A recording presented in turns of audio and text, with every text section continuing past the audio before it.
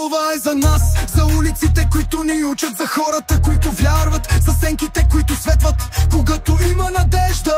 Това е нашата история. Столицата диша, но дишането е тежко. Улици пълни с мечти, но реалността е крехка. От квартали до центъра всеки знае играта. Животът е театър, но ние сме актьори в драма.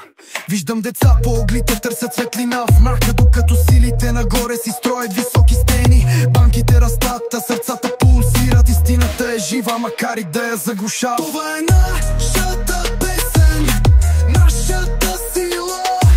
Живот в сенките, но надеждата е жива.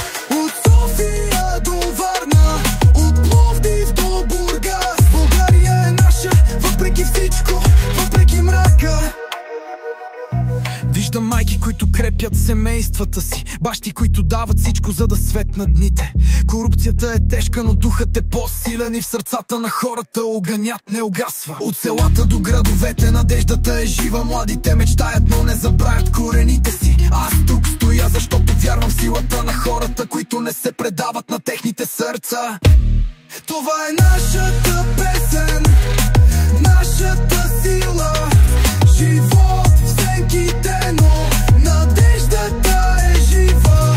От София до Варна, от Пловдив до Бургас. България е наша, въпреки всичко, въпреки мрака. Връщам те, България, по тежестта на времето, но знам, че в теб има искра, която никога не угасва. От Аспарух до Левски до днешния ден, ти си огън, който ще светне отново, аз знам. Аз съм гласа на надеждата, духът на улицата, за тези, които не се страхуват да видят утрешния ден. Нека светът знае, че тук има мечтатели, хора,